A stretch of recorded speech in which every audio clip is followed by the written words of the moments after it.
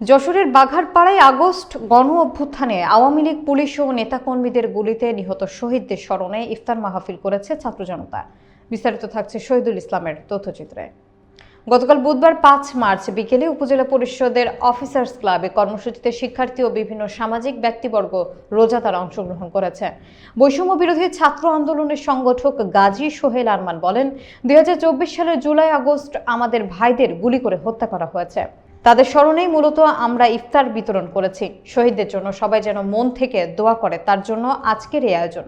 ইফতার মাহফিলে বক্তব্য রাখেন বাঘারপাড়া উপজেলা নির্বাহী কর্মকর্তা শোভন সরকার, থানা ভারপ্রাপ্ত কর্মকর্তা ফকির তাইজুর রহমান, বাঘারপাড়া প্রেস ক্লাবের সভাপতি ইকবাল কবির, বৈষম্য বিরোধী ছাত্র আন্দোলনের যুগ্ম আহ্বায়ক আমিনুল এহসান ফয়সাল সহ অন্যান্য নেতাকর্মীরা।